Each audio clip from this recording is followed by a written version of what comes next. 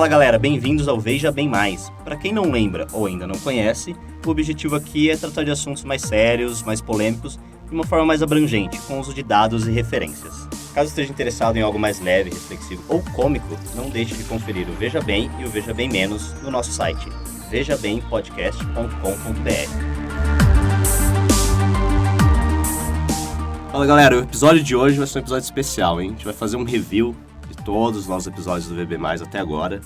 Porque como a gente sempre diz aqui, o nosso podcast é só o começo da discussão. E com o passar do tempo, tem muita informação nova, tem muita coisa que até nós mesmos acabamos mudando no pensamento. E hoje a gente vai discutir isso aqui, ver o que mudou nas ideias do Pedro, do César, se mudou alguma coisa ou não. E vamos lá. Ou que nós temos a acrescentar as opiniões que já demos na versão original. Bom, vamos voltar lá então, pessoal, no nosso primeiro episódio do VB+. Nossa, já faz quanto tempo, hein? Faz, um ano, mais de um ano. E se antes da gente começar pelo episódio, a gente fazer um review do Veja Bem Mais até agora, no geral? Como assim? Como assim? No sentido que o que a gente acha que o VB Mais conseguiu desde que começou. Porque para os ouvintes que não sabem, o Veja Bem Mais é o nosso podcast mais popular. É o carro-chefe do nosso também, né? podcast. Talvez, erroneamente, vou até aproveitar a brecha aqui para falar que tem muita gente que escuta o VB+, e não escuta o VB, que é tão bom quanto o VB+. Sim. Em alguns Cada sentidos, dia é mais similar, né? Sim, em alguns sentidos pode ser até melhor, porque ele é mais genuíno do ponto de vista pessoal, como nós abordamos os tópicos lá discutidos. Porque o VB+, a gente tenta ser o mais acadêmico possível, em sentido de fazer uma investigação mais baseada em dados e referências, enquanto o VB tem mais uma pegada filosófica que vem da nossa jornada de vida até o momento que a gente grava. Então, como o Pedro uma vez disse, ele é meio que um quebra-cabeça, assim, que complementa bem a nossa opinião do que a gente fala no VB+. Eu acho que resumo... Escutando o VB, você acaba, às vezes, entendendo o porquê de algumas das opiniões nossas. É isso que eu ia reforçar para o pessoal escutar, que é justamente para...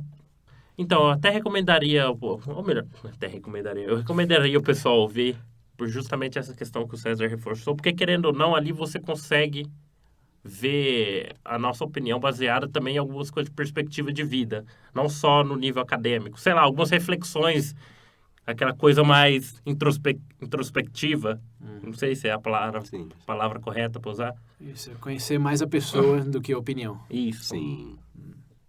E isso, só quero abrir um parênteses aqui de que não é uma falácia. Para quem tá pensando de a opinião, o argumento não tem nada a ver com a pessoa, eu tô de acordo. Mas nesse caso é mais para ter o entendimento de onde a pessoa vem para falar o que ela tá falando. Sim. É mais o contexto fica melhor. Os argumentos, obviamente, são independentes da história da pessoa. Sim. Mas o porquê que ela tá naquele ponto, eu acho que todos concordam que quando você entende isso, amigos, famílias... até porque você não vai chegar nos seus conhecidos, né? Ele fala alguma coisa e fala, não tem nada a ver com a sua vida isso aí. Não é assim também, você tem... Deixa a coisa mais íntima. Exato.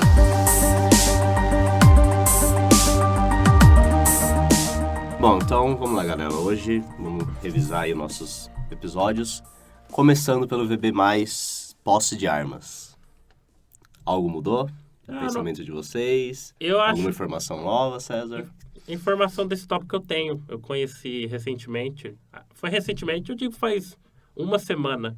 Um especialista de segurança pública aqui no Brasil. O nome dele é... Eu não sei, eu acho que o primeiro nome dele é Benedito. Ele é conhecido como Benê Barbosa.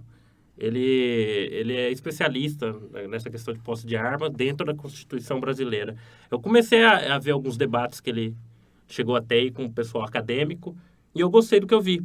Só que, infelizmente, eu não tive a oportunidade de me aprofundar no assunto para colocar mais informações concretas. Sim. Mas eu digo... Mas você lembra do que ele... Sim, mas Ele é a favor?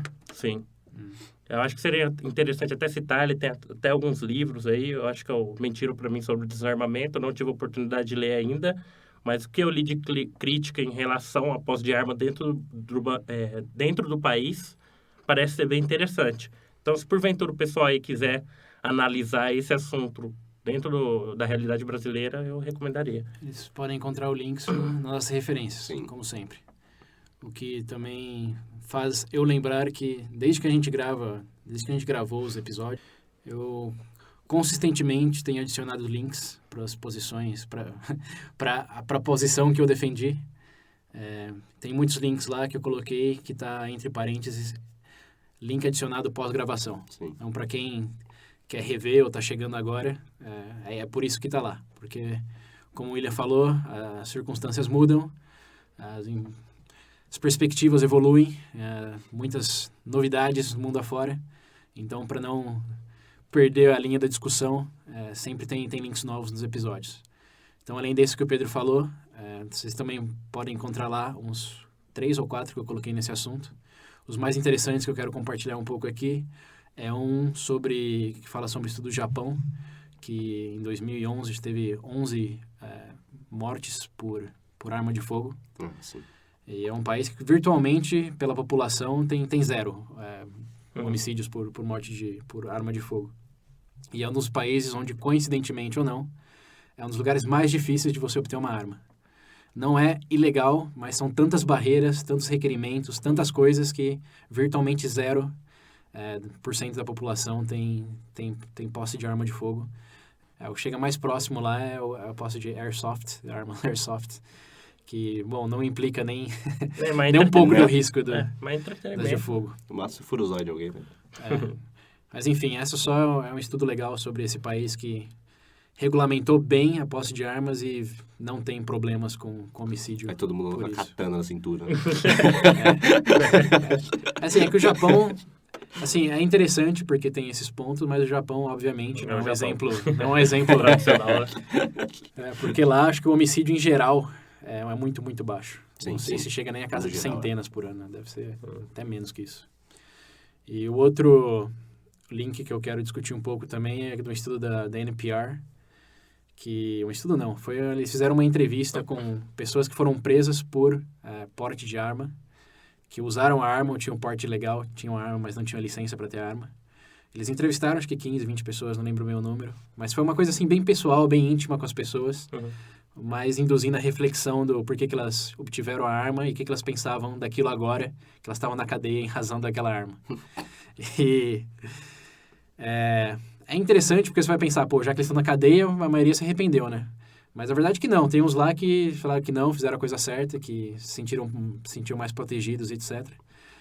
Mas, como já esperado, a maioria se dizia arrependido por ter tido a ilusão de maior segurança quando acabaram cometendo erros que os levaram à situação que eles estão hoje, incluindo a descrição de uma pessoa que viu um adolescente roubando um carro, mas não sabia que o adolescente estava de costa e estava meio escuro.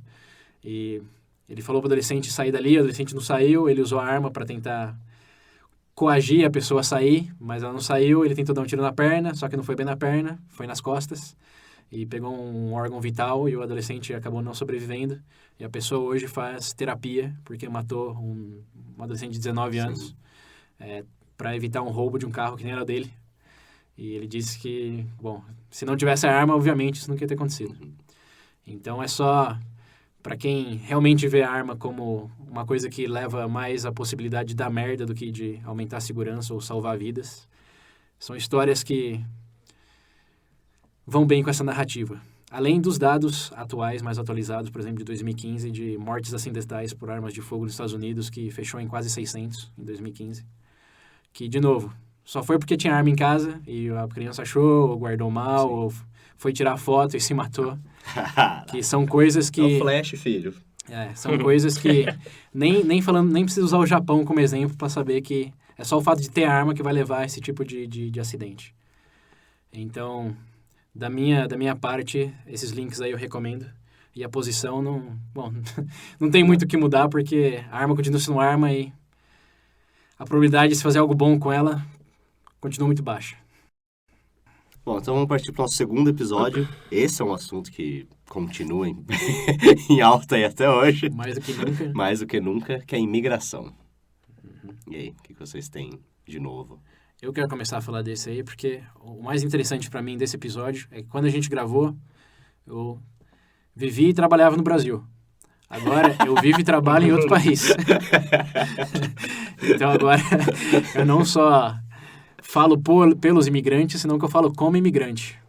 E apesar de eu viver num país hermano, onde o processo é bem mais fácil devido ao acordo do Mercosul, eu vivo a realidade do que a gente discutiu naquele episódio. Então, digamos que se antes eu falava em terceira pessoa, agora eu falo em primeira. E o que eu tenho a adicionar nesse sentido é que, embora ainda esteja um movimento anti-imigração, ainda esteja bem forte mundo afora, e lembrando, a gente está falando em abril de 2017, as evidências contra esses argumentos continuam se ampliando. Recentemente, nos Estados Unidos, e o link dessa pesquisa está lá nas referências também, saiu um estudo das últimas 4 décadas nos Estados Unidos sobre o efeito da imigração. E o estudo concluiu que, em média, os imigrantes cometem menos crimes do que quem nasceu nos Estados Unidos. Ou seja, a média de crime de imigrantes é menor do que dos próprios cidadãos norte-americanos.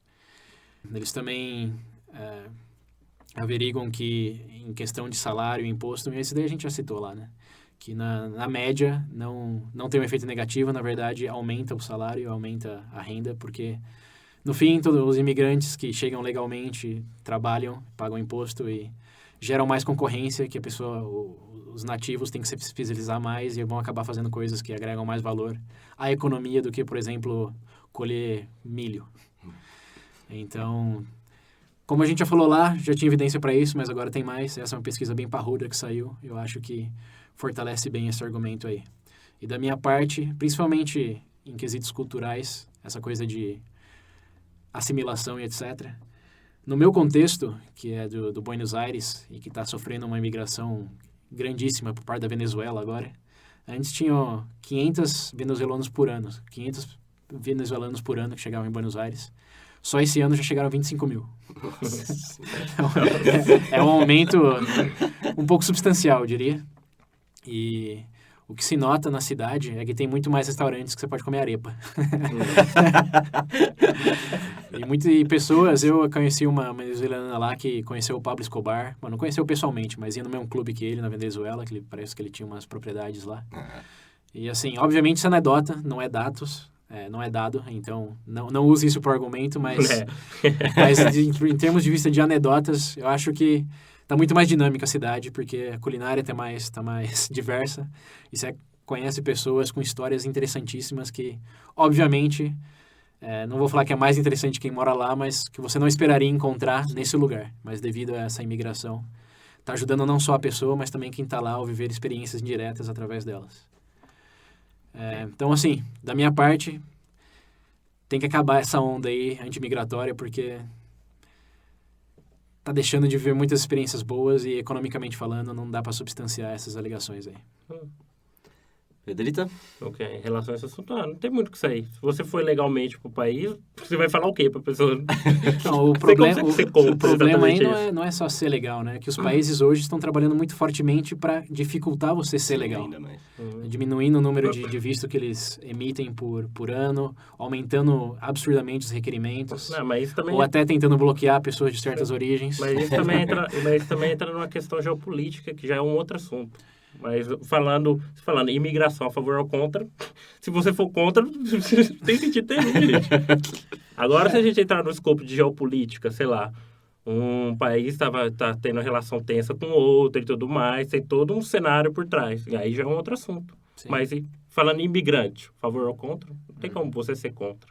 Não tem sentido isso. E você viu alguma coisa que te fez refletir mais sobre esse assunto? Na verdade não tem nem como. Você citou os Estados Unidos é feito por imigrantes. Tem irlandês, tem afro-americanos, eu não sei como é que eles usam. Africano. Afro-americanos. Afro-americanos. Você tem todo tipo de negócio. Sim. Então, tipo, os Estados Unidos falar que é contra a imigração é meio aleatório, né? Então, aleatório é um eufemismo, né? É hipócrita. Mas é uma posição bem seletiva contra a imigração que eles têm lá, né? Eles não bloqueiam ninguém de país europeu, por exemplo. São só de países selecionados. Na verdade, esse negócio é complicado, porque, querendo ou não, eu vi recentemente que tinha algo engraçado. né, nessa questão de bloqueio, referendo. Igual os Estados Unidos fez aquela lista de alguns países que não podem. Acho que era o Irã. Que eu me lembro de cabeça era o Irã, por exemplo. Era, mas agora não é mais. Na nova lista que eles tentaram submeter, não tinha o Irã, por nenhuma razão aparente. Mas também foi bloqueado, então hoje não tem nenhum país listado negro nos Estados Unidos. Sim, então já não vale muito. Porque eu ia citar que a Arábia Saudita tem alguns países, se não me engano, o Kuwait, a Arábia Saudita mesmo, em relação à Síria, não aceita ninguém. Sendo que é o mesmo tipo de... Mas não é. O tipo... Bom, é que a gente tá falando de governos religiosos aí, e não laicos como os Estados Unidos. E a Arábia Saudita, eles têm uma maioria xiita, enquanto que na Síria é sunita. E aí você quer treta. Mas aí, de novo, aí já está no contexto mais geopolítico de que imigração em si mesma. A gente pode falar um pouco mais no review do globalismo. Esse vai ser... Nossa senhora, tô até vendo já. Vamos pro próximo, galera. Nosso terceiro VB+, foi sobre drogas. E aí? Algo de novo? Algo de diferente? Pra ser sincero, daí eu não parei pra pensar muito não, mas pra mim, fazer alguma reflexão, algo que eu tive algum choque, uma mudança do tipo. Não sei se tem. E outra, desse daí realmente não mudou muito, né? Não. Bom, drogas continuam drogas. O que mudou... Proerd, toca a música do Proerd. O que mudou do meu lado é que tem muito mais estados nos Estados Unidos agora que legalizaram, a Califórnia oficialmente. Muitos mais países considerando também. O Uruguai já foi legalizado. O Canadá também, né? O Canadá também, recentemente. E eu botei uns links lá também de pesquisas que saíram dos Estados Unidos, que agora já passou um tempo desde Colorado, por exemplo, implementou. E a conclusão mais interessante que eu vi desde que a gente gravou é que o consumo da maconha no estado de Colorado baixou muito depois da legalização. Porque passou a ser uma droga já não vista como cool. Ou então não vai passar como ver mais droga, né? Também faz sentido. Não, o consumo. Eles analisaram o consumo da substância. E você pode não chamar de droga porque é legalizado e ninguém toma álcool e fala, tô consumindo droga. Mas o ponto é que o consumo dessa substância caiu depois da legalização. Principalmente nessa demografia de adolescentes. No de adulto subiu um pouquinho, porque agora os adultos se sentem mais... Acho que... Vontade. Não é vontade, eles sentem menos repressão social, já que é legalizado, né? Mas de adolescentes, que é onde a maconha tem um efeito realmente comprovado que pode afetar a cognição, que é o mais importante, diminuiu. E outro link que eu deixei lá, que já é referente ao Brasil, que eu achei bem legal também, é o estudo que indica que o Brasil poderia ganhar 6 bilhões de reais ao ano se legalizasse a maconha. Isso, assim, sendo bem conservador nas estimativas. Então, se você pegar aí o trend, ou a tendência de vários países considerarem a legalização, e de nenhum país ter voltado atrás ainda, mas esses estudos que indicam que a gente poderia estar ganhando imposto em vez de perdendo com o que a gente já gasta na polícia contra isso, me parece uma verdade auto-evidente quase. Mas que no caso... tá chegando na hora de ter uma atitude já. Mas no caso dessa daí, seria só referente à maconha, esse que você citou? O que tem dados sólidos é da maconha, que foi metade do nosso episódio. Obviamente, eu falei que era a favor da alegação de tudo. Tudo, infelizmente, ainda Portugal é a única referência para quesito de não criminalização, mas não legalização. Mas ainda é um processo bem mais gradual do que o da maconha, o que vem sendo exemplificado pela maconha. Mas da maconha, cara, já virou cigarro já, tipo, os que têm proibido já estão antiquados já. E o Brasil tá nessa categoria aí. O Brasil tá ganhando dinheiro, tá precisando de dinheiro. dinheiro. O pessoal fala assim, mas eu acho que até mesmo dentro do Brasil vai ser questão de tempo dele. Hoje a discussão mais em relação à maconha não é tipo se é ou não, é quando vai ser. Sim, e esses governantes aí de peruca branca tem que dar espaço para os novos lá e começar a ganhar dinheiro com imposto em vez de perder tanto com defesa. Se bem que desse imposto, né, eles vão comer tudo para eles. Né? Ué, com 6 bilhões, ainda que eles roubarem metade, fica 3 bilhões que o governo tem para gastar em alguma coisa que hoje está perdendo. Ok, então. Vamos ao próximo. Nosso quarto episódio do Veja Bem Mais foi sobre pena de morte. E aí, Pedro, continua querendo jogar o povo no buraco? Como é que você falou? Joga no buraco e deixa morrer? Não, ó, esse de pena de morte, eu acho que eu realmente tive uma mudança, tá? Baseado no que o César falou no episódio. Realmente eu tirei pensar, principalmente na parte econômica, com o tempo que leva. Realmente são os poucos casos que realmente vão pra frente, né? Porque a maioria das vezes leva anos. Sim, se você fizer bem feito, vai levar tempo. Se você fizer... Se não você fizer... decapitar 12 pessoas seguidas e depois mijar em cima dos corpos e mandar pra TV aberta, aí tudo bem. Aí eu imagino que vai ser rápido. Mas a maior parte das... Mas pensando no episódio, tudo que a gente falou e hoje, eu realmente tive uma... Eu acho que eu tive essa mudança. Eu senti que talvez não seja a opção ideal. Claro, também eu tenho a questão do momento, né? Você vê o negócio, você fica assim, mais parando para pensar, analisando tudo, realmente... Da emoção. Então peraí, eu só quero confirmar uma coisa. Se tivesse um plebiscito no Brasil hoje, a favor ou contra a pena de morte? Eu não sei. Antigamente eu afirmaria que sim, convicção. Mas hoje eu já não sei. Você não iria votar. Eu não sei. É um bom impacto. Bom, no meu caso, não preciso elaborar. Não teve nenhum país que decidiu implementar a pena de morte nos últimos meses. Na verdade, nos Estados Unidos, recentemente, em Alabama... Acho que teve 2 casos. Que eles... Não sei, eles fizeram uma convicção ou executaram, não lembro bem. Mas em muitos anos, o estado de Alabama ia ter a primeira execução. E os críticos choveram em cima. Cheguei a ver, eu não li muito, mas eu vi que realmente teve. Mas eles executaram ou eles pensaram em executar? Não, foi executado, os 2 caras. Executou? Foram executados. Mas eu não cheguei a ver questão de repercussão, só vi as chamadas. A repercussão foi, mas por que caralho eles estão fazendo isso? Tipo, principalmente depois de 30 anos sem executar ninguém, vai executar 2 caras que estão presos há 30 anos já. Tá certo. Era alguém querendo provar alguma coisa pra alguém. Né?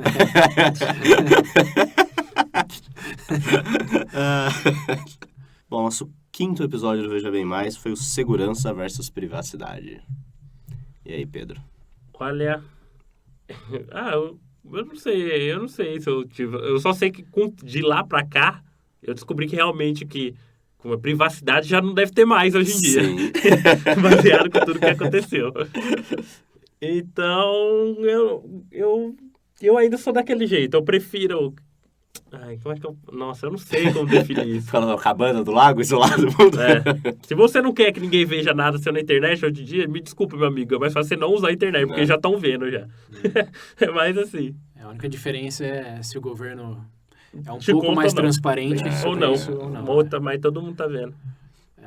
E assim, se você vive numa democracia mais liberal, as chances são de que o governo diz o que está decidindo em relação a isso, mas se você numa Rússia da vida, esquece. Você não sabe, nunca vai saber. Mas esse acho que foi um dos episódios menos controversos do VB+. Sim. Foi mais uma análise do que está acontecendo do que realmente defender posições. Minha pergunta é se realmente você se sente à vontade com o governo vendo o seu histórico lá, da sua... E como que o argumento quem não deve não teme é fraco, porque ninguém sabe o governo que vai estar no futuro. Portanto, se você tem que temer, sim, essa possibilidade. E muito.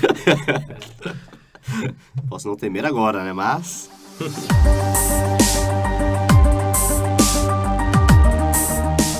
Agora começa a parte boa. Nosso 6º episódio foi o VB Política, parte 1. Que beleza. Que é uma coisa que é... Mas não foi tão controverso, vamos ser honestos. Foi na parte 1? Parte 1 a gente falou do papel do governo, por que o governo existe. Foi no 2 que a gente falou do... O 2 foi o Brasil. O 2 foi o Brasil. Depois a gente fala. Olha, eu acho que os 2 políticos, tanto o 1 e o 2, vou adiantar o pessoal, a única coisa que mudou é que pra mim, eu sinceramente, morreu em relação ao Brasil. Eu não tenho esperança em nada. Qualquer um que aparecer, nada. Pra mim, morreu. Baseado em tudo que tá acontecendo, eu sinceramente perdi toda a esperança no cenário brasileiro político. De tudo. De nenhum se salva. Mas tá melhorando, pô. Comparado quando a gente gravou, hoje a previsão da inflação já tá bem mais baixa. Tá menos de 4% já para esse ano. Desculpa, cara. O investimento internacional já está subindo, o real já está mais forte comparado ao dólar, talvez não por culpa do Brasil, mas dos Estados Unidos. Mas independente, comparado quando a gente gravou aquele episódio, que estava tendo processo do impeachment ainda, hoje está marginalmente melhor. Depende de quem vê também, né? Não, assim, em termos econômicos. Ah, não, sim. Ele é econômicos gerais, não o meu. Eu continuo na mesma. Ninguém tá doando nada pro bebê, ninguém tá fazendo porcaria nenhuma. Na verdade, mudou alguma coisa sim. E aqui vamos abrir a brecha, outros parênteses. Que, ó, pra quem não percebeu ainda, agora temos links patrocinados de alguns dos nossos livros que usamos como referência para os episódios no nosso site, nos nossos links, para a loja da Amazon no Brasil. E não sei se ou infelizmente, mas são todos e-books, que a Amazon do Brasil só vende livros digitais. Então, para quem já tem um celular, tá escutando o podcast onde? No rádio, a pilha, né? Na vitrola. Tem que tomar cuidado, cara. Outros dias eu vi um podcast aí que pegaram os episódios dele e usavam numa rádio sem ele saber. Olha que maravilha. Ouvinte, se você tem uma cidade que você já escutou, veja bem. Se você não baixou esse episódio, nos avise, por favor. Mas, enfim, o ponto é que quem quiser nos ajudar um pouquinho enquanto aprende mais, lendo um pouco do material que a gente consultou, links lá nas referências.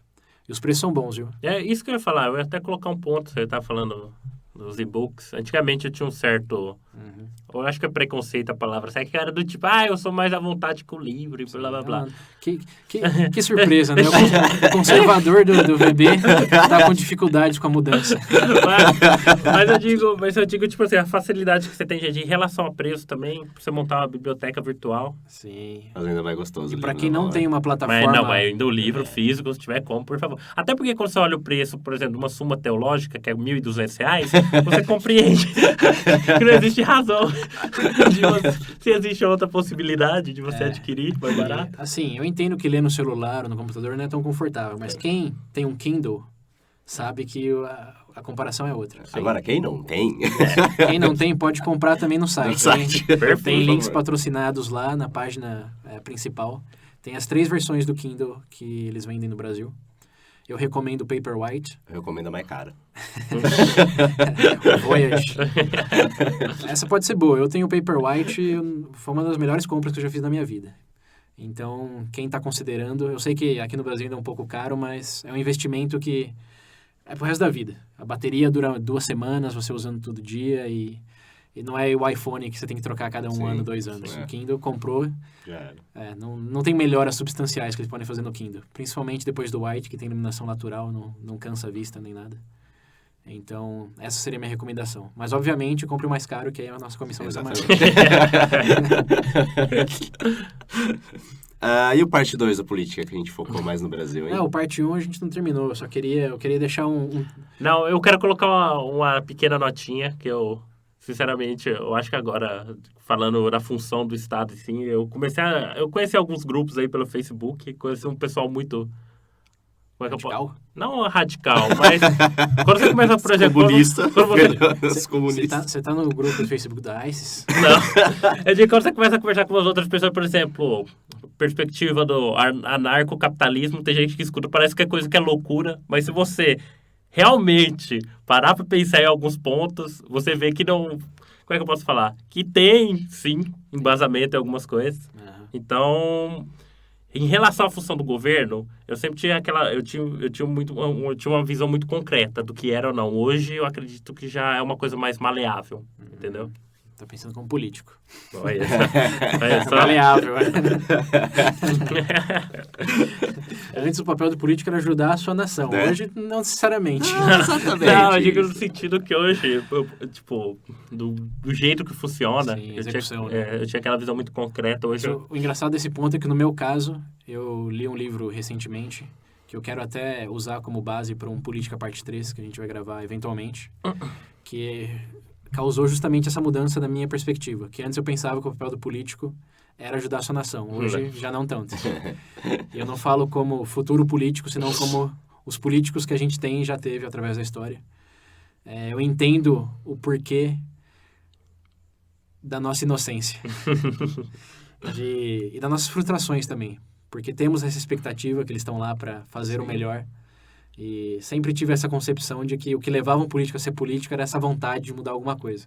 Mas então, essa expectativa é o que determina tudo. A expectativa do por que o político está lá. Não do nosso ponto de vista, senão que o do dele. E esse livro que iremos comentar em breve chama O Manual do Ditador. Então, vocês vão saber bem o porquê. Essa expectativa também pode mudar a sua concepção do que leva um político a ser político e mantém um político como um político. Mas sem spoilers, vamos deixar isso para o Política Parte 3. Eu imagino nos próximos episódios a gente gritando aqui que imposto é roubo. Acabar com tudo do governo. Eu não sei se vão chegar nesse ponto, mas vai ter muita coisa. Eu só posso antecipar que, principalmente os governos totalitários, como Coreia do Norte, até a Venezuela, nesses tempos recentes, você entende muito melhor se você adotar essa perspectiva do autor do livro. Suficiente de spoilers. Bom, então, e o VB? Ou mais. Mais. 2. Parte 2 da política que a gente focou mais no Brasil. Eu só lembro que a gente falou que o Brasil precisava fazer urgentemente uma reforma no Código Tributário e na Previdência. Eu não sei o que aconteceu com a primeira dica, mas a segunda parece que o Temer escutou. O povo tá revoltado, cara. Eu acho que justamente... Eu não sei se os nossos ouvintes estão entre esse povo, né? Porque esse povo. Coincidentemente, né? O pessoal que mais reclama... Mas eu quero lembrar uma outra coisa acho que foi da parte 1 até, mas tem muito a ver com o que está acontecendo agora da parte 2, que foi quando eu disse que a opinião pública é irrelevante. Que o povo só quer que gasta mais no programa que eles querem. Sim. Enquanto, ao mesmo tempo, quer que o governo gaste menos, no geral. Então, é para investir mais, é para gastar menos e não tirar de lugar nenhum. Exatamente. Isso. E o William resumiu... Nossa, palmas. Essa aí foi perfeita. O William é a opinião pública. O William conseguiu sintetizar tudo em uma frase. Mas assim, eu tenho que observar que, obviamente, eu não estudei em detalhes essa reforma da Previdência, então... Na minha posição, eu não posso, não quero opinar. Eu ia falar na validade. Mas se tiver algum pessoal do sindicato escutando, é melhor não comentar. Eu só quero observar que esse paradoxo que ele acabou de representar é o que mais conta nesse sentido. Sim. Que a reforma da Previdência, sim, é necessária. Isso é uma verdade absoluta, não é uma opinião, porque está inflada comparado aos outros países, é assim, inacreditável, sim. É ineficiente. Você negar uma reforma da Previdência...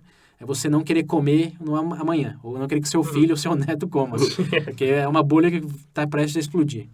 Mas a validade dessa proposta que o povo está protestando agora, pode ser que tenha alguma coisa ali que não esteja tão boa. Sim. Se é o caso ou não, a gente não vai discutir porque não é escopo desse review.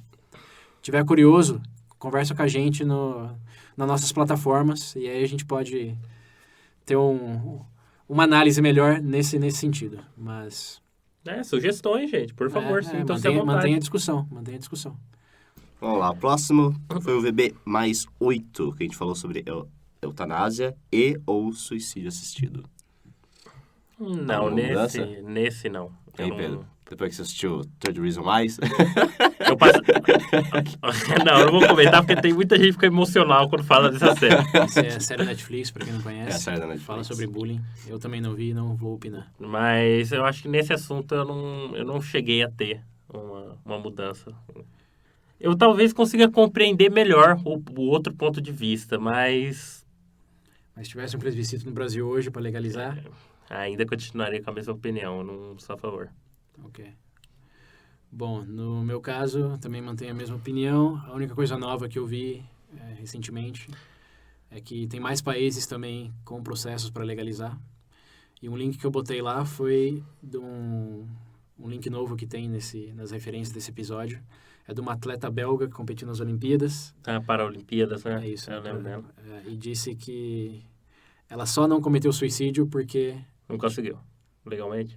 Não. Ela só não cometeu suicídio porque ela entrou no processo da eutanásia e durante o processo ela se deu conta que ela realmente não queria morrer. Sim. Mas ela disse que ela estava determinada a se matar. E que ela foi convencida a seguir o processo e fazer da forma correta. E aí, com a ajuda dos psicólogos, etc., ela se deu conta de que realmente não era o que ela queria fazer. O que confirma o meu ponto, que eu martelei infinitas vezes no episódio, de que eutanásia, o direito à eutanásia, salva muito mais vidas do que tira. Não. Lembrando, mais de 90% das pessoas que entram no processo, que começam um processo para receber o procedimento, desistem no meio do caminho. E desistir não no sentido que é muito difícil, vou me matar. Sim. É no sentido que se dá conta de que realmente era uma situação de desespero, era uma fase ruim da vida, mas com acompanhamento adequado e a ajuda também adequada de psicólogos, terapeutas, etc., eles conseguem sair dessa espiral negativa. E essa opção só existe nos países onde a eutanásia é uma opção. Sim. Aqui no Brasil, deu vontade de se matar, provavelmente você vai acabar se matando. Eu tenho um ponto para falar. Eu não sei se cai justamente nisso, mas recentemente saiu, se não me engano, num tribunal da Inglaterra, por exemplo, havia um casal, pai e mãe, tinha um filho com uma doença rara, que é praticamente incurável, parece que foi aprovada lá, eu não sei qual que o termo eu uso quando é aprovado para... Enfim, só sei que parece que a criança, por exemplo, estava vivendo de aparelho no hospital, esse tipo de coisa, o juiz lá declarou para desligar tudo e desligar os aparelhos e os pais, sem o consentimento dos próprios pais. Parece que os pais perderam e tiveram que fazer o negócio. Como é que eu posso falar? Contra a vontade dos pais. Sim. Entendeu? Mas são casos isolados. Acho que ninguém tomaria isso como uma consequência de ter eutanásia como um direito, porque primeiro que tirar o direito dos pais de decidirem sobre o futuro de um filho incapacitado já me parece algo absurdo. Exato. Eu não li sobre esse... Para mim, a decisão do juiz é o absurdo, não é o fato de a eutanásia ser um direito ou não. Porque eu não sei o que ele usou como argumento para justificar, mas como juiz ele deve ter tido muitos argumentos.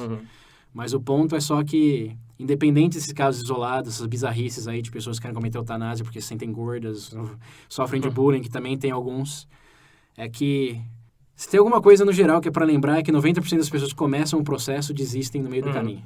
E isso, para mim, é o que prova que eutanásia salva vidas. Esse é o logo da campanha política. Uma coisa que eu vi recentemente na Netflix, eu não cheguei a assistir, coloquei na lista lá só. Se não me engano, eles têm um documentário sobre eutanásia, que é Extreme, se não me engano, é esse o nome. Tem documentários, tem de monte. Mas, assim, o dado principal é esse. E até onde eu sei, não tem nenhum país que já tem esse direito voltando atrás, porque tá num caos social. Então, os ouvintes podem tirar as próprias conclusões. Então, vamos para o próximo, pessoal.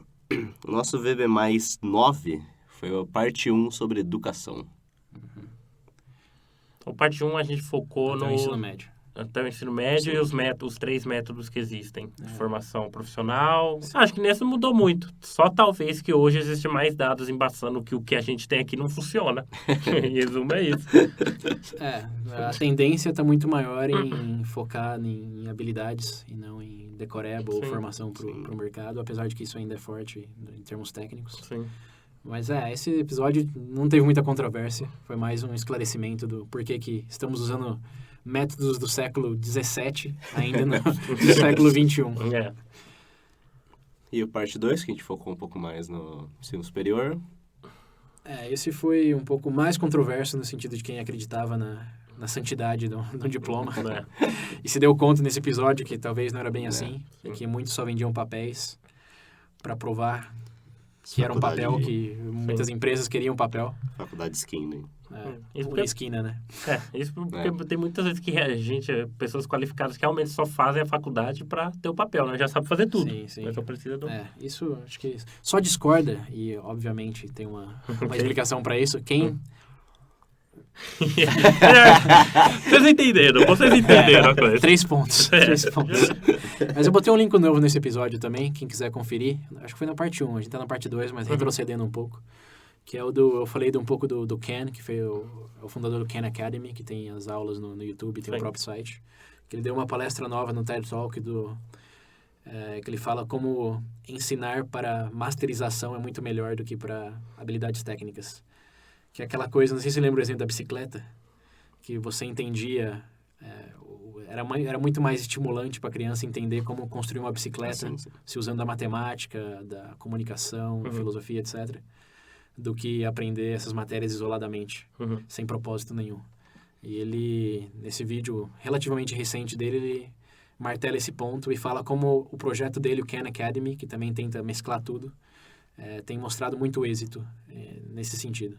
E que como 98% dos alunos que começam lá terminam passando assim com muito mais da nota mínima necessária para concluir que eles realmente aprenderam o conteúdo. Então, para os professores ou até mesmo os alunos escutando, veja bem, esse é um vídeo que vale muito a pena conferir, porque prova que realmente os métodos mais recentes que se usam na internet para ensinar a aprender é muito melhor do que aqueles que tentam ensinar a memorizar. Perfeito. Ok. Olha. Vou abrir o Khan Academy agora. Talvez eu aprenda uma matemática agora. Matemática, matemática pega. Olha o Urination aqui, ó. Vamos falar que é o Urination próximo. Não. Vamos deixar um pezinho, veja bem menos. A gente falou que o VB é essencial para entender o VB+, mas o menos... É mais ainda. O menos, se você quer mentir, conhecer... Você quer que seu lado podre das pessoas? Na verdade é o seguinte, o menos é o nosso real, tá? A gente faz isso aqui... Essa é a realidade crua. Isso daqui é uma Nua. interpretação só. Se não quer conhecer o real César, o Pedro e o William, escuta o menos. O lado podre, né? A parte humana pecadora. Exatamente.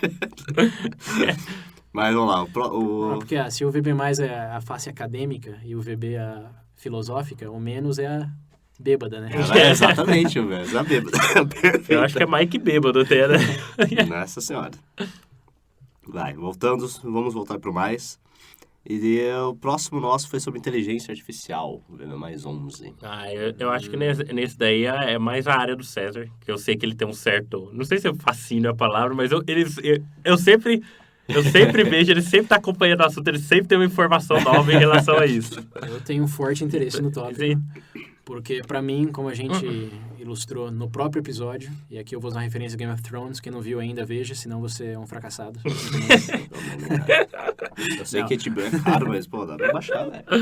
Gosto por séries à parte, a minha analogia com essa série é só que enquanto tem muita gente brigando com coisinhas internas, tem uma ameaça muito maior e muito mais efetiva, que é equivalente ao White Walkers na série, que é a inteligência artificial. Então, o meu interesse vem dessa consciência de que todos os nossos problemas políticos, educacionais e etc.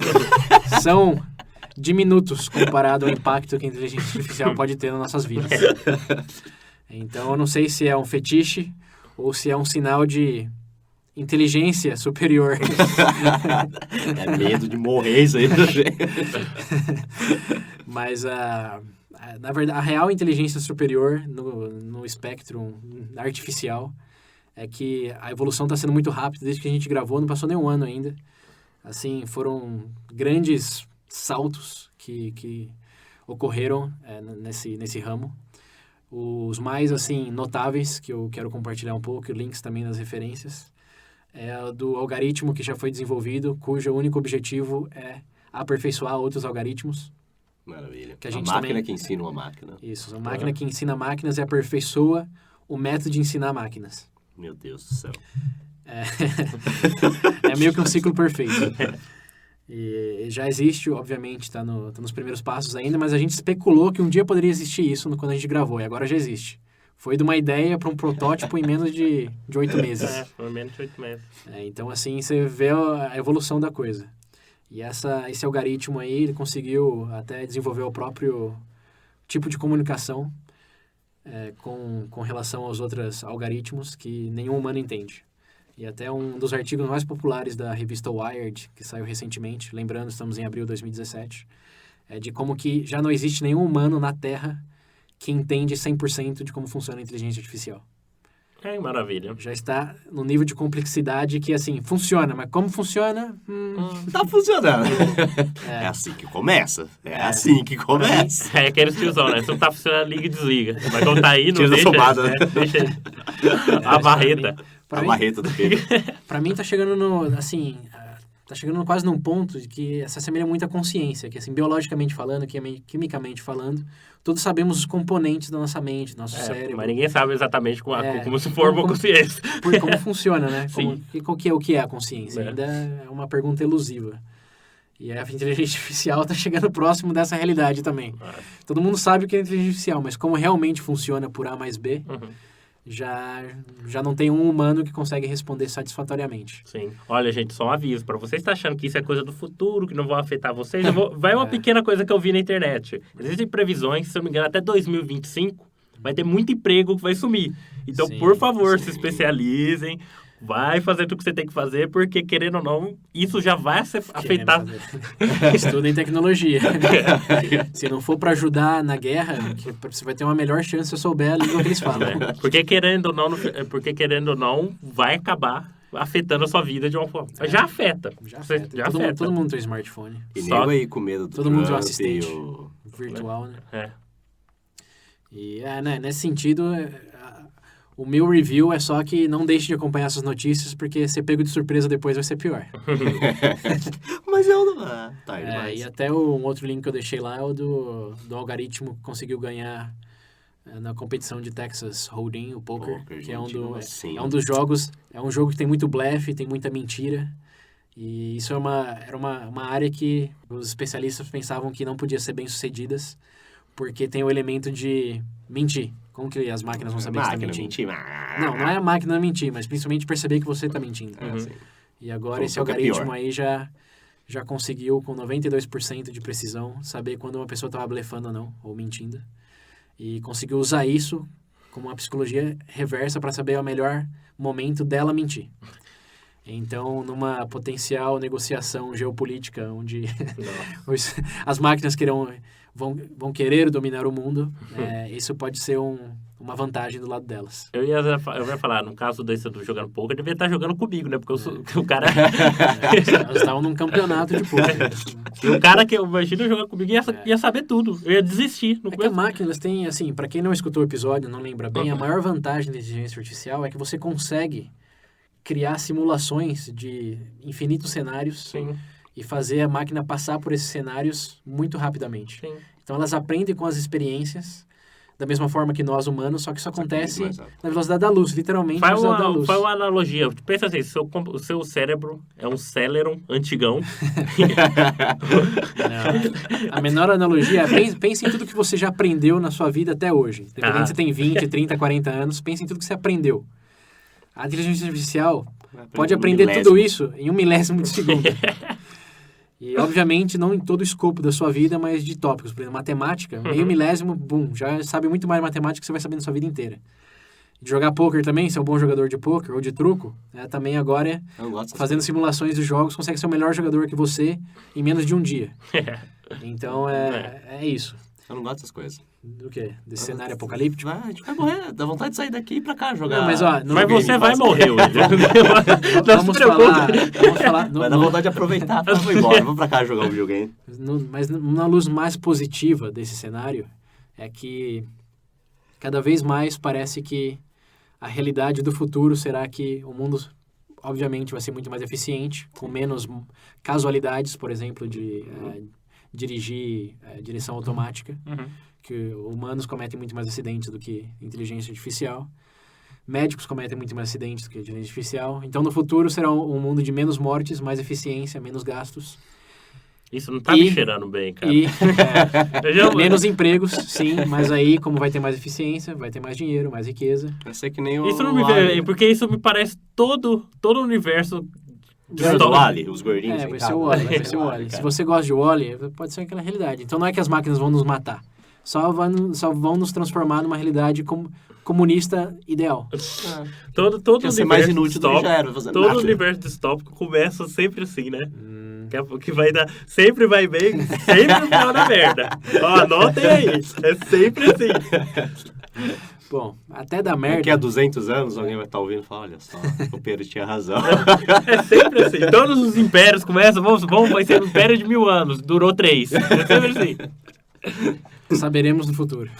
Provavelmente não, né? Vai ter virado pó já. Nada, eu falei, a gente vai ser imortal. Só você que não. Na verdade, outra novidade aí, o meu amigo Elon Musk, que comprou a empresa lá para começar a fusão de cérebro com computador. Aí, ó. E você acha que você vai ter, e você acha que eles vão querer o seu? Teste? Eles vão ter que testar em alguém. Tem claro que testar em alguém que não faz diferença pra... Não, querer testar que... Eles vão querer testar... Sabe como eles destroem celulares para ver a resistência? Então, eles vão querer usar. Que maravilha. Eles precisam de coisas assim para...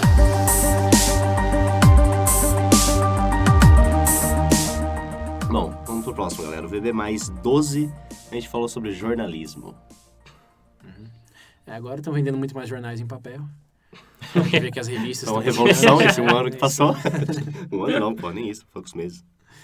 Pouquíssimos meses. Pouquíssimos Né? meses.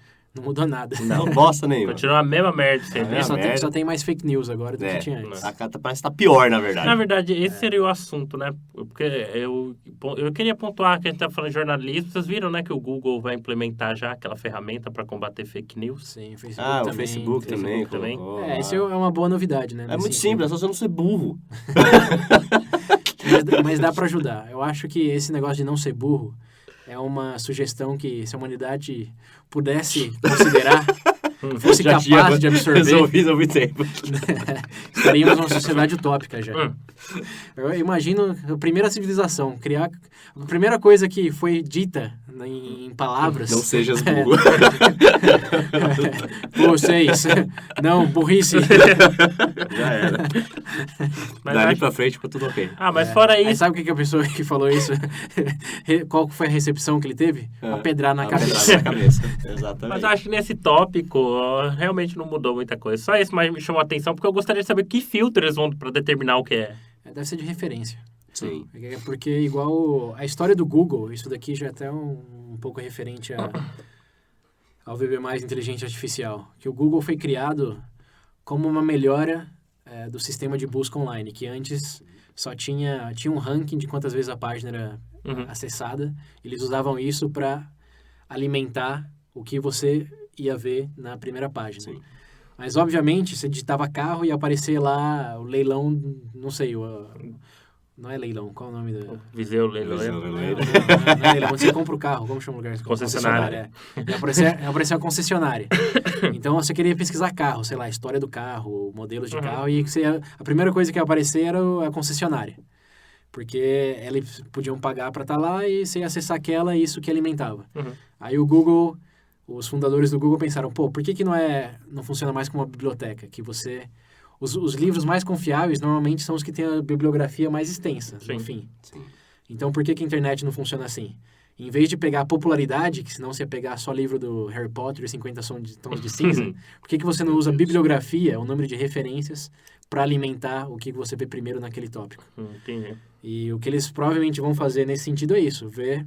Porque o que replica fake news não são outlets de notícias grandes. Sim. Você não vê o New York Times ali replicando aquele link de fake news. O que você vê são feeds individuais de pessoas e sites mais obscuros, digamos. Sim. Aquele verdademundial.com, etc. Então, eles provavelmente vão listar essas fontes mais suspeitas, digamos, e colocar num farol amarelo e vão ver quantas pessoas individualmente também estão linkando aquilo, contrastando com fontes mais confiáveis que ganham o negócio relatando fatos e não opiniões baseadas em conspiração. Essa é a minha suposição. Obviamente não trabalho lá, mas Em baseado na teoria história parece legal, mas esse negócio aí me parece uma faca de dois gumes, esse bagulho. Mas é um filtro, é o que a gente tá falando. Como filtro para evitar a replicação de fake news é um primeiro passo. Sim. Obviamente não vai ser perfeito, o que é perfeito? Não.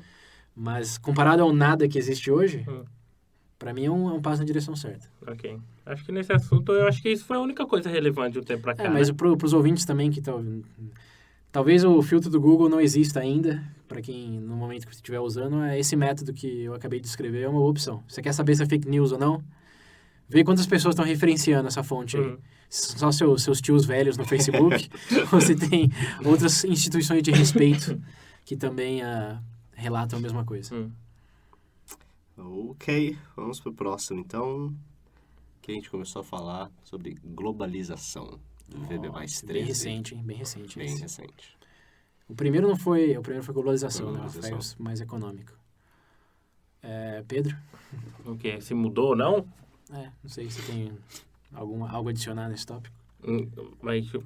Que você está de acordo que a parte econômica Não, isso daí, independente de você é a favor ou contra, meu filho, tá acontecendo e não vai parar. Então, mas tem uns esforços para parar, tipo os acordos dos blocos econômicos, mas... saídas de blocos Mas econômicos. não adianta, querendo ou não, quando entra nisso, a pessoa, quando isso acontece, não é por simplesmente, é porque não é só no escopo econômico. Economicamente falando, se fosse tudo analisado pelo viés só econômico, muita coisa não aconteceria, correto? Correto. Mas então, tipo... Mas existe, assim, é que existe uma esperança. Óbvio, a decisão é feita desconsiderando o impacto econômico e focando mais no impacto social, político, etc. Mas com a esperança de que o econômico pode ser revertido. Quando a Inglaterra saiu da União Europeia, todo mundo focou na questão de imigração. Sim. E falaram que a Inglaterra podia ser forte o suficiente sozinha, economicamente. Só que, assim, o que existia antes é que existia a promessa de que não era tão relevante a economia. Mas a realidade que a gente tem hoje, um ano depois, e assim, nem é uma realidade ainda porque não saiu oficialmente, é que eles não estão conseguindo fechar os mesmos acordos econômicos porque os países não têm o mesmo incentivo para negociar com um país em vez de negociar com um bloco. Então, a promessa dos políticos, e isso é a politicagem, é aquilo que eu argumentei muito de que economia é política e vice-versa, mas o que não é verdade é que político pensa em economia como deveria pensar, porque político é político, o incentivo dele é estar no cargo de poder por 4 anos, ou mais se ele puder. E ele vai falar o que ele quer, povo quer ouvir. O que ele quer ouvir para votar nele. E o que o povo quer ouvir vai ter menos imigrante, vai ter menos problemas sociais e não se preocupe com a economia. Não é que ele fala, economicamente vai ser isso detalhadamente, tem aquele plano mega mastermind. Ele só fala, não se preocupe com isso. Vamos nos recuperar, vamos compensar. Mas é sempre descartado em segundo plano. Por quê? Porque, 1, eles querem um voto e 2, eles não são economistas. Eles são políticos. Então, o que mudou para mim nesse cenário é que os países que têm demonstrado certo apreciação por sair de blocos econômicos têm gradualmente comprovado que a realidade econômica não é tão flores do campo como eles prometeram que seriam ou até mesmo descartaram como não tão relevante. Então, hoje, todos aqueles, por exemplo... Todos, assim, é uma frase muito forte. Mas vamos falar que a Inglaterra, a libra esterlina não recuperou o valor para nada desde que anunciou a saída da União Europeia. Os acordos econômicos também estão muito negros em termos de prospectiva, o que significa que eles pensaram que ia ser fácil negociar com vários países, mas os países estão falando, não. Sim. Você, como um país, dá para substituir você. Como a Inglaterra e a Alemanha, eles pensaram que iam continuar numa relação boa, mas a Alemanha não. A Alemanha, como parte da União Europeia, tem um poder muito mais forte de negociação do que a Inglaterra. E isso até, negociação. Quem não escutou, VB 24, negociação, vocês vão entender muito melhor do porquê isso acontece se você escutar. Mas, enfim, o ponto é só esse, que é a realidade econômica dos países que meio que pregaram isso, de sair dos blocos, já tem evidência, a montanha tá maior, de que não tem poder para voltar a economia ao que era ou mesmo melhorar. Então, só para terminar para pontuar, é isso aí, gente. Questão... É isso. É isso aí, já falou. É isso. Resumo, político vai falar o que vai falar o que você quer ouvir. Você quer, isso.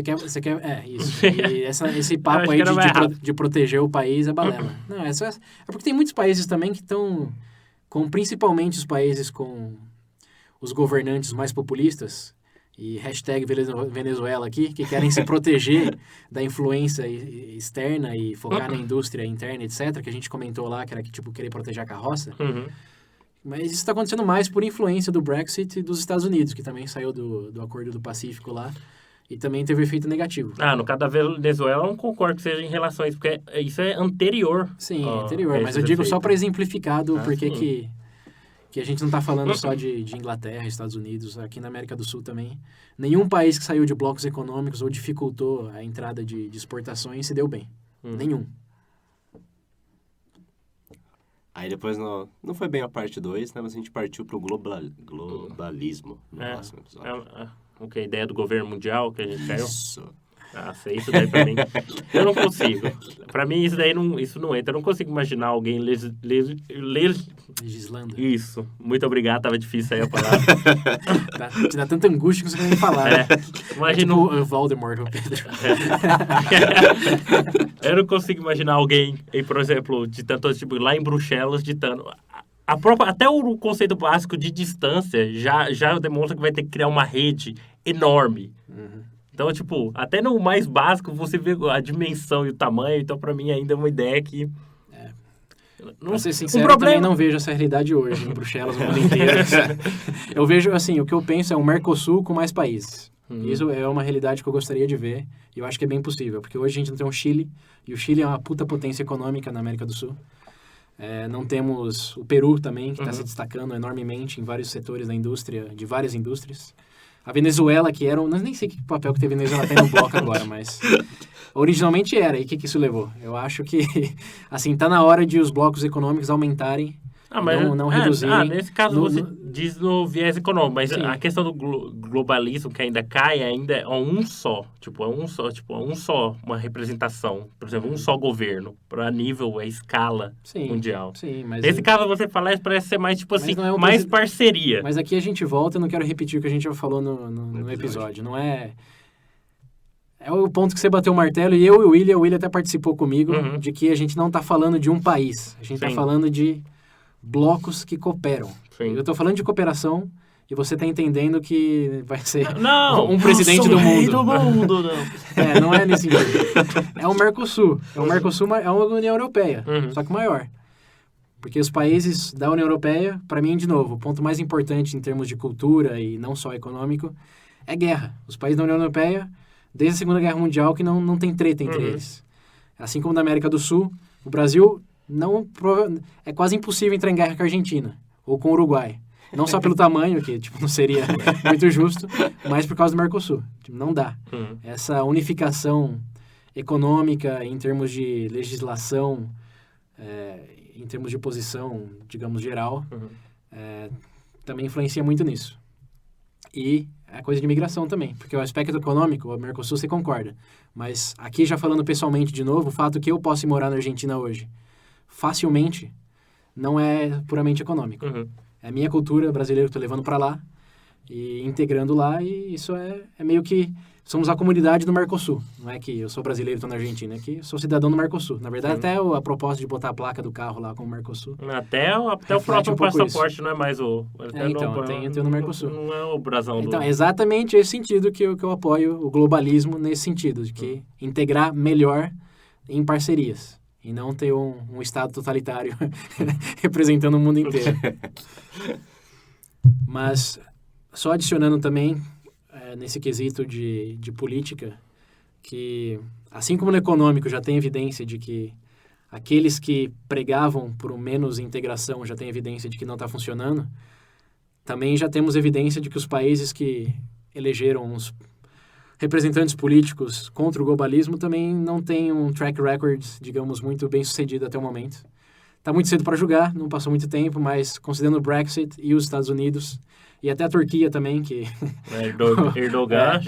Em resumo, ele fez a população falar assim, você vai ficar aí até quando você quiser, né? E vai ter poder para decidir o que quiser também. Mas a tecla mais forte aqui que eu quero bater é o Trump. O Trump era a esperança de quem era contra esse discurso aí, porque a Hillary é globalista, etc. E assim, eu vou deixar para os ouvintes atingirem as próprias conclusões, mas... No geral, os Estados Unidos hoje não está melhor do que era antes. E muitas das propostas que ele fez foram barradas pelo judicial, porque não tinham sentido. E, felizmente, os juízes são mais inteligentes do que ele e conseguiram bloquear isso. Mas até ele mesmo, né, aqui já falando um pouco mais, não só da proposta de fazer muro, etc., que ninguém vai aprovar, mas do discurso dele de não intervir em políticas externas. Agora ele virou a casaca e já está intervindo, porque aí vai saber, né, se foi uma decisão emocional ou se foi uma realidade que ele viu que não dá para negar. Como a OTAN, OTAN que chama? Como a OTAN, que ele disse que era relevante, agora já voltou atrás e diz, não, assim, é relevante sim. Ou a intervenção na Síria, etc. Enfim, o que não falta são as notícias aí do que o que dá, o povo na Terra... O que o povo contra o globalismo tem feito aí, que é não ter tido êxito em nada e ter revertido em muitos outros sentidos. Aí fica para cada um, né? Eu só estou aqui retransmitindo as notícias. E o último VB+, que a gente lançou foi o Cotas, o VB 15. E aí? Eu acho que isso... Mudou alguma coisa? Você continuou na mesma? Não tô... não tô vendo protesto nas ruas. Tudo igual. Porque esse foi mais um conceitual, né? Não é que Sim. tem... Gradualmente tem mais evidência porque a gente falou. Só que realmente o sistema de avaliação para o ingresso na faculdade tem que ser reavaliado no Brasil. Tem, porque é verdade, eu vi uma faculdade de droga, eu não lembro de que estado foi agora. Se, não foi Brasil, eu não lembro, eu só lembro que para você ser aprovado por cota racial, eles usavam um bagulho para medir tamanho de nariz, beiço. Igual do governo lá. A gente chegou a dar um exemplo de como o governo tinha feito. Então, a gente falou do governo, mas teve uma universidade que chegou a fazer isso, agora eu não lembro qual. Ai, que maravilha, ó, vocês estão 10, hein? Parabéns. Eu acho que a recomendação maior aí é que quem não escutou, escute, obviamente, e recomendem também, porque esse é um episódio que fala muito da realidade brasileira, que a gente sempre fala em aspecto, assim, muito internacional, digamos. E é sempre muito aberto. Esse episódio foi mais definido para a população brasileira, para o cenário brasileiro. Se usando de exemplos no exterior, obviamente, mas é bem nacional, digamos. Sim. E, no geral, também, não recomendem só esse também, que eu Veja Bem Mais. E não se esqueçam do VB também. A primeira coisa é, se você gosta do VB Mais, escute o VB. Sim. Porque você vai gostar tanto quanto, a gente garante. E a segunda recomendação é, se vocês gostam do VB+, e não estão doando, e a gente sabe que vocês não estão. Eu sinto que vocês não estão. Isso não é uma impressão, é uma certeza. Então. Mas o fato é, se você gosta de escutar a gente, a melhor maneira de nos ajudar sem tirar dinheiro do bolso é nos recomendando. Sim. Porque quanto mais downloads, mais visualizações, maior a nossa chance de conseguir um patrocínio de verdade, em vez de só links patrocinados. Ou compra muito livro, hein? Também, ó. Comprar então todos ganhando. Mas ainda que compre os livros, assim, é aquela coisa. Se você gosta de uma série, se você gosta de um canal no YouTube, se você quer ver aquilo continuando a sua jornada, você tem que divulgar. Sim, sim. A gente sobrevive pela audiência. Isso, por mais que seja filantrópico no momento, não sabemos por quanto tempo pode seguir sendo filantrópico. Tá difícil. Vocês estão vendo como é que o Brasil tá difícil. É sério, galera, não vai custar nada pra vocês e nos ajuda, assim, de uma forma fenomenal. Sim, recomenda. Para o episódio agora, manda um WhatsApp pros amigos, fala, vocês já escutaram esse podcast aqui? Posta no Facebook. Recomenda o episódio. Posta no Facebook, Twitter também. E manda um episódio. Qual é o episódio que você mais gostou do VB+? Manda esse episódio pra pessoa. Verdade. E fala um pouco que você gostou, sei lá. Induza uma discussão com essa pessoa sobre aquele tópico também. Tem muitas maneiras de fazer. E a gente sabe que vocês querem fazer, só tem um pouco de preguiça, né? Só tem um pouco de preguiça. Eu sei. Mas como vocês são ouvintes do Veja Bem Mais, já tem um mais ali, né? O fator plus. Já tem o plus. Desculpa, eu vou gargalhar aqui. Veja Bem Mais. Lembrem-se disso, né? Vocês são ouvintes que já se diferenciam, então não deixem a preguiça vencer e recomendem o Veja Bem. E o Veja Bem Mais.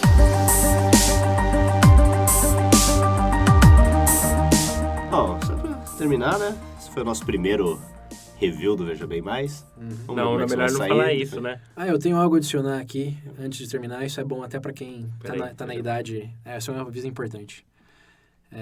O Veja Bem Mais Educação, a gente falou a gente falou o que falou, mas uma coisa que eu queria adicionar é que eu tive educação lá na Costa Rica, que a gente comentou que foi diferente que vocês tiveram aqui no Brasil. Oxi. E tem um site, o que eu só esqueci de falar naquele episódio, é que eu ainda sou parte dessa organização e eu queria estimular aqueles que têm entre 14 e 17 anos a conferirem o site, aqueles que têm amigos, parentes, etc., nessa faixa etária, para que também deem uma olhada lá e possam ingressar no processo. Em 2017, acho que vai começar em julho, agosto. Faz a inscrição lá e aí você vai saber um pouco mais sobre o colégio, a proposta. E, de novo, é uma proposta que é uma iniciativa filantrópica. Então, você pode ir para um dos 15 colégios no mundo, que eu acho que tem agora 15. Se você não pode pagar por nada, vai ter uma bolsa de 100%. Então, é uma iniciativa bem legal, que tem uma educação bem diferente, muito próxima do que a gente falou que seria o ideal. E tá, assim, acessível. Eu vou deixar o link nas referências. E compartilhem lá, que é uma organização que, assim como Veja Bem, quanto mais apoiadores tiver, mais chances tem de conseguir continuar a existência. Perfeito. E funfa. Funciona. Agora sim, pode encerrar, Willi. Bom, galera, então a gente encerrou aqui o nosso primeiro VB Mais Review. Pode ser que, dependendo do sucesso desse aqui, a gente faça outros. Vamos ver o que vocês vão achar disso, qual vai ser a opinião de vocês.